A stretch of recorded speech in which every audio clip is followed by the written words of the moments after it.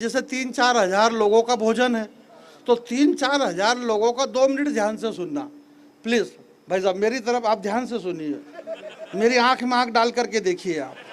भगवान श्री कृष्ण ने अर्जुन से एक ही बात कही कि अर्जुन ध्यान से सुनो, ध्यान से सुनो। अगले आदमी को इतना ध्यान से सुना है, बोले भगवान कहना क्या चाह रहे हो? बोले ध्यान से सुनो, आप ध्यान से सुनो, और नहीं सुनो तो अभी और सुनो एक अध्याय। 18 अध्याय उन्होंने सुनाए, बोले ध्यान से सुनो। इस समस्या देश की सबसे बड़ी ये है कि लोग ध्यान से नहीं सुन रहे। तो आप मेरी बात को ध्यान से सुनिएगा। अगर आपको जीवन में सफल होना है, जमीन में गड़ा हुआ धन, खोई हुई प्रेमिका, विदेश की यात्रा, घर में अगर काम नहीं बन रहा है, बच्चे बच्ची की सगाई नहीं हो रही है, तो आप मेरे से मिलिएगा। मंच के पीछे मैं सारे टोटके जानता हूँ। हमारे गुरु महाराज जी जो बैठे हुए थे, एक लोटा जल, समस्या सारी हल। इन्होंने टोटके इतने सिखा दिए हमको। अब टोटके इतने हमारे पास में हो गए, तो हमने ये टोटका सीखा कि मान लो 3-4 हजार लोगों का भोजन बनाना है, 2-3 बाईसा की एक साथ शादी है, 3 बारात आएगी, कितने लोगों की रसोई? बोले 4,000 लोगों की रसोई। तो वो जो हलवाई रहता है, वो बात को ध्यान से सुनना हेमंत भाई, 4,000 लोगों का भोजन और हलवाई से हमने बात करी। हलवाई तो समझ रहे हो ना श्रद्धा? आपके नागपुर में हलवाई बोलते क्या बोलते हैं उसको? नहीं मालूम नहीं, ये कह रहे थे कि नागपुर से ही सब चलता। अरे कहीं से ही नहीं चल रहा अब कहीं से भी नहीं चल रहा, सब अपने अपने ही चला रहे हैं। अब सब अपने अपने चला रहे हैं, नागपुर से नहीं चल रहा। मैं ये कह रहा था आपके बीच में कि 4,000 लोगों की रसोई, तो अपन ने जिस हलवाई से बात करी, उस हलवाई ने कहा, बोले कितने की रसोई? बोले 4,000 लोगों की रसोई। बोले ठीक है, 4 बोरी शक्कर गलेगा। रसोई में मीनू क्या है? बोले फलाना अमका ढिमका सब कर दिया। बोले 80,000 रुपये। ठीक है, अब वो जो मेन उस्ताद है हलवाई, जिससे आपने बात करी है, 80,000 रुपये में उसने फाइनल करा है। मेरे को ये बताओ कि उस पूरी रसोई के अंदर वो जो मेन उस्ताद रहता है नहीं हलवाई, वो एक बार भी किसी चीज को हाथ नहीं लगाता है, एक कब्जा फंसाता है, सिगरेट का एक पैकेट रखता है, बस सिगरेट जलाता है, घूमता फिरता है। 5-7 औरतें रहती है, वो पूड़ी आटा वगैरह काम करती रहती है। 2-3 खूबसूरत औरतें रहती है, उनका काम लहसन छुलवाना। छोरे उन आगे पीछे रहते हैं, वो सब लहसन जान।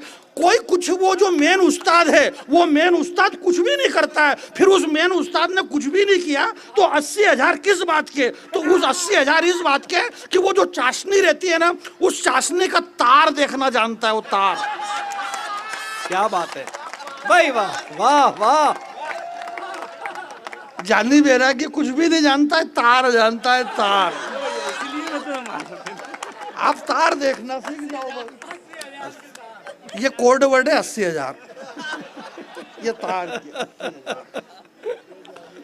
अंदर की आंखें खोल करके प्रणाम करता हूँ। श्रद्धेय हमारे गुरुजी विराजमान है, सारे संत जन यहाँ पर विराजमान हैं, और संत जन ने भी हाँ करी कि हम विराजमान हैं। आप देखो तो सही यार, 4 घंटे से चल क्या रहा? सारे कवि एक ही बात करे, बोले हमारे संत जी विराजमान है, हमारे संत जी विराजमान है, और संत जी भी घोघड़ी हिला रहे क्या है। अब ये तो है ही सही यार, सबको दिख ही रहा कि यही खाद है सब।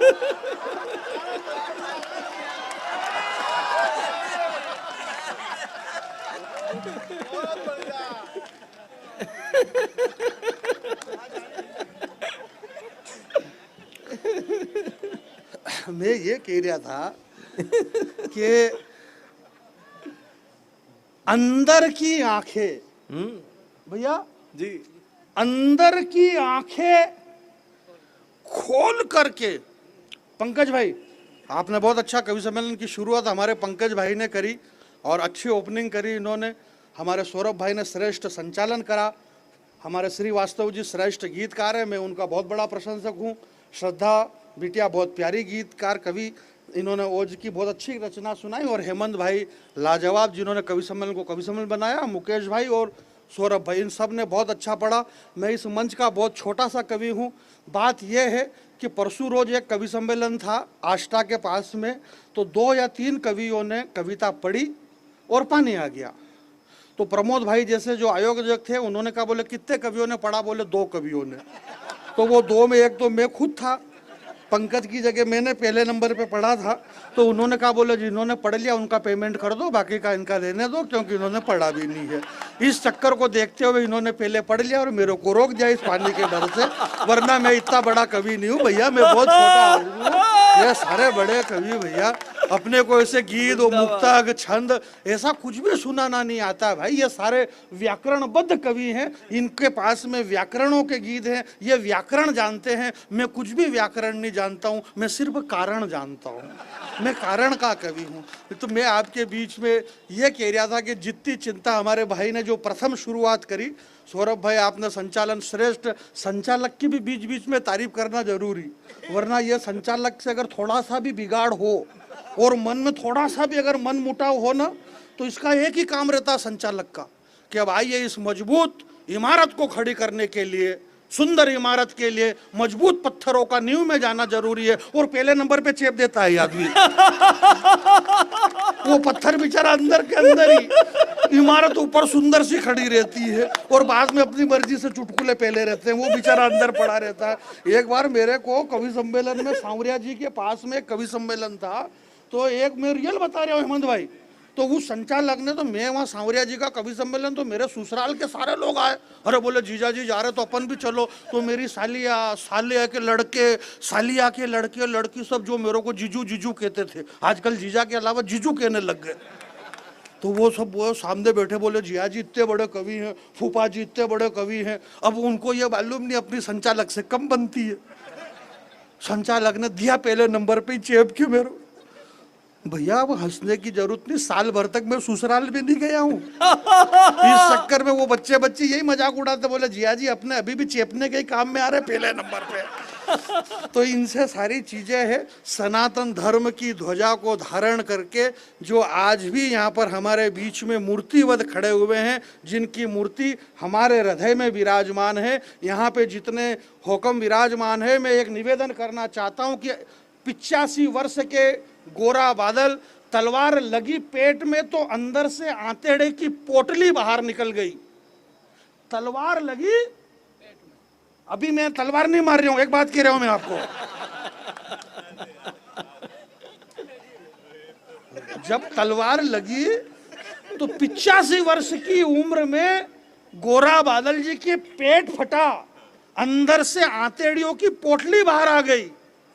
उन बुढ़ापे में 80-90 वर्ष की उम्र में उन्होंने मंदिरों में जाकर के राम नाम की मालाएं का जाप नहीं किया, जो पेट से बाहर आंतेड़े आ गए थे, पगड़ी उतारी, पगड़ी को फाड़ा और उस पगड़ी से पेट को बांध करके फिर से तलवार उन्होंने उठाई, तब जाकर के ये सनातन धर्म जिंदा है। मेरे भाई, मैं आपके बीच में एक बात कहना चाहता हूं मेरे भाई, हम जिस रानी पद्मिनी और जिस महाराणा प्रताप जी के प्रातः स्मरण, दो की क्या जरूरत है, एक से ही काम चला लूंगा मैं तो। मेरे भाई मेरा एक से ही बहुत बढ़िया, मैं धाप गया हूँ, एक से भी धाप गया हूँ मैं, गले गले धाप गया हूँ मैं। और ये दो भी दूर दूर रखना है तो थोड़ी पास पास तो रखो, इस दो की कोई जरूरत नहीं यार, एक से ही बढ़िया इसको रख लो। इससे क्या है, साउंड वो होता है। क्या नाम आपका? यार लक्की भाई कोई आनंद लो, मुझे बढ़िया माइक है, पर ये एक अच्छा हो गया, इससे एक से अपन काम चला लेंगे, ऐसी कोई बात नहीं। सनातन धर्म को लेकर के मैं इस मंच का बहुत छोटा बालक हूं, मैं ये कह रहा हूं कि सनातन धर्म पे खतरा है, सनातन धर्म पे खतरा है। दक्षिण भारत के एक मूर्ख स्टेलिन ने कहा, बोले सनातन डेंगू मच्छर है, इसे मिटा दिया जाएगा। मेरा ये मानना है मेरे भाई कि सनातन को मिटाने की बात करने वाले मूर्खों, एक संत हमारे मंच पे विराजमान थे, श्रद्धेय मिश्रा जी। मैं एक बात आपके बीच में और खड़ी कर रहा हूं, मैं आपसे ये नहीं कहूँगा कि आप ताली बजाना या मत बजाना, मैंने पहले ही कह दिया। मैं ये कह रहा हूं कि